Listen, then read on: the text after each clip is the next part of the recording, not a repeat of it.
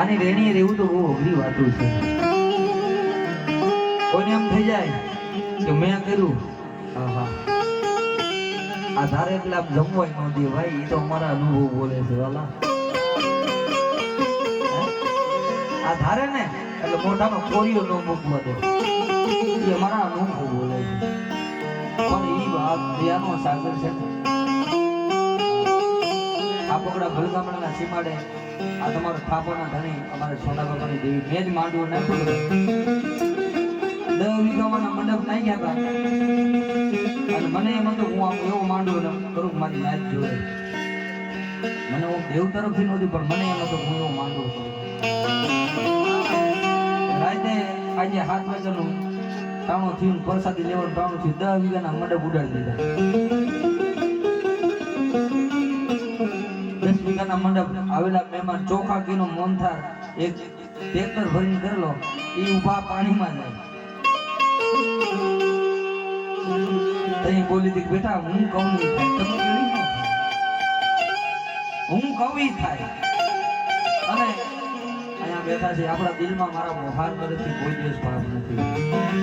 અને તેથી બોલી હતી કે આ વયું ગયું ને એનું તો 10 ગણું દઉં ને, આ વયું ગયું મારું. તેથી 4-5 લાખનો જે કાંઈ ખર્ચ થયો મારી સીઝન વગાડી મેં માંડવો નાખ્યો હતો. તેથી બોલી હતી કે આ ગયું ને એથી 10 ગણું દઉં ને તો માન્ય મેં પેલાની ગાડી આવડી દીધું હતું. આ ગયું એથી 10 ગણું દઈને બેઠી છે. આ એ બેઠી ગાડી આવડી.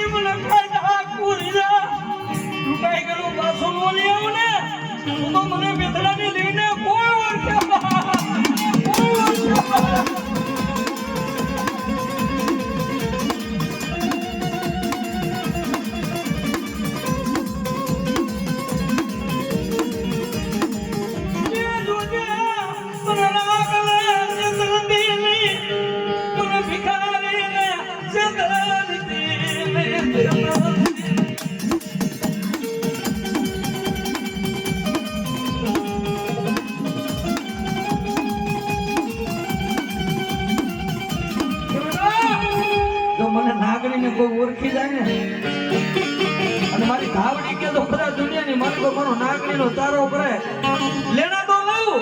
જો લેણા માથે ઊભી ન રહું ને તો તું બેઠિયા પુરીની કારી નાગરી કાબતરું કરી ગયો.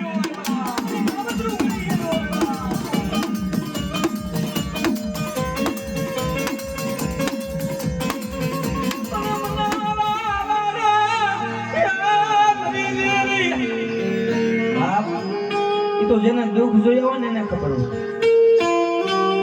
કારણ કે અહીંયા તમારો ગુરુદ્વારો મારી છોટા બાબાની ધાવણી છે. અમે તો એ અમારા વડીલો જેવું ગાયું નથી એકદમ, પણ કાંઈ એની કૃપા હોય તો અમારે આશીર્વાદ મળે. હા, એ બધા વડીલો બેઠા છે મને કે ભલગામડાથી હાપકડા આમ હાલી જતા હોય એટલે પહેરવાના પગરખાં મારા બાપનો એવો સમય હતો. મારું મોટું મહાન કે બાપ ધર્મ દે ને, ધર્મ કોઈ દી બોલે નહીં. માણા દે ને માણા તમને મેં તમને 5 દીધા હું તમને કહું મેં 5 દીધા મને પાછા દે. પણ આની આજે તમારો તાર બંધાય ને તો વળી બીજું કાંઈ નથી જોયું. મારા આંગણે મહેમાન આવે ને તો કોઈને ભૂખા ન જવા દે, આટલું દેતો બનશે વળી.